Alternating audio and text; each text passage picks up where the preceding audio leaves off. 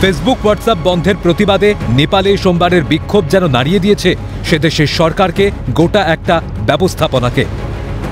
গত বছরের আগস্টে কার্যত একই ছবি দেখা গিয়েছিল বাংলাদেশে। হাসিনার বাংলাদেশে কোটা ছিল সুপ্রিম কোর্টের নির্দেশে, রায় মেনে চলতেন হাসিনা। অথচ কোটা বিরোধী আন্দোলনে দেশ ছাড়া হতে হয়েছে হাসিনাকে। ক্ষমতার দখল নিয়েছে মৌলবাদী জামাতরা। সমাজ মাধ্যমগুলিকে নথিভুক্ত করার নির্দেশ দিয়েছিল নেপালের সুপ্রিম কোর্ট। সেই মতো পদক্ষেপ সরকারের। দেশের নিরাপত্তার পক্ষে এই পদক্ষেপই যথাযথ। তবে কেন ছাত্র যুবদের এত রোষে সরকার? এই রোষ কি শুধুই সমাজ মাধ্যম কেন্দ্রিক, নাকি এই ক্ষোভ বর্তমান শাসক कम्युनिस्टদের বিরুদ্ধে? नयाँ जेनेरेसनको आन्दोलन हो र नेपालमा नयाँ दास प्रथाको सुरुवात गरिएको छ। देशमा भएका युवालाई विदेशमा बेच्ने, श्रमको नाममा विदेशमा बेच्ने, महिलालाई विदेशमा बस्ने, भूतपूर्व गृहमन्त्रीले चाहिँ भुटानी शरणार्थी बनाएर बेच्ने, विभिन्न किसिमले मानिसहरूलाई बेचिएको छ।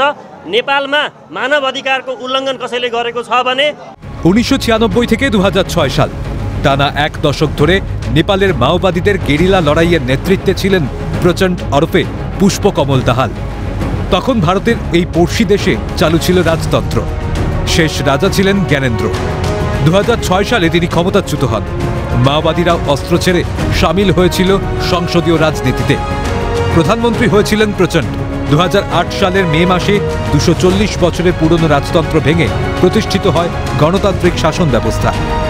2015 সাল থেকে হিন্দু রাষ্ট্রের তকমা ছেড়ে নেপালে চালু হয় নতুন ধর্মনিরপেক্ষ সংবিধান। গত 17 বছরে গণতান্ত্রিক ও ধর্মনিরপেক্ষ নেপালে সরকারি বদল হয়েছে 13 বার।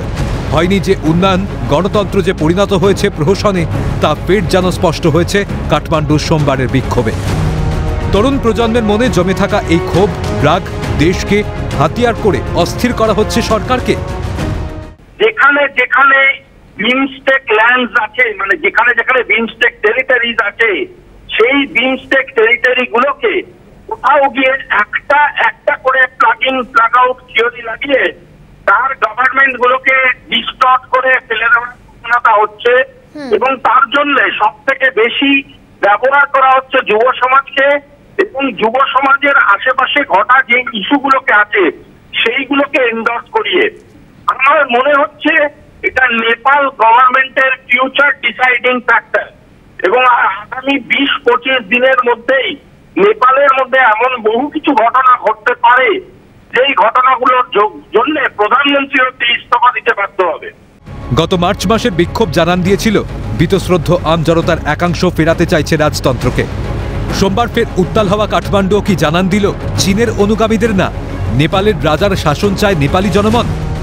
সেখানকার মানুষ তারা এই মাওয়িস্ট গভর্নমেন্ট অর্থাৎ ওলির গভর্নমেন্টের উপর বীতশ্রদ্ধ করাপশনের চার্জেসের জন্য, এবং কোথাও গিয়ে মানুষ আবার তারা কিন্তু গণতন্ত্রকে সরিয়ে, পার্লামেন্টারি ফর্ম অফ গভর্নেন্সকে সরিয়ে তারা কিন্তু মোনার্কি এস্টাবলিশ করতে চাইছে। এবং যেভাবে 2008 সালের আগে আমরা দেখেছি যে মোনার্কি এবং ভারত তারা যৌথভাবে চায়নাকে কাউন্টার করার চেষ্টা করেছে দক্ষিণ এশিয়াতে, সেই জায়গাটা হয়তো আবার ফিরে আসবে। স্পষ্ট জনরোষের মুখে নেপালের ওলির সরকার। কাঠমান্ডুর নির্মল নিবাস কি ফের হয়ে উঠবে নেপালের রাজনীতির ভরকেন্দ্র? জবাব মিলতে পারে অদূর ভবিষ্যতে। ক্যালকাটা নিউজ।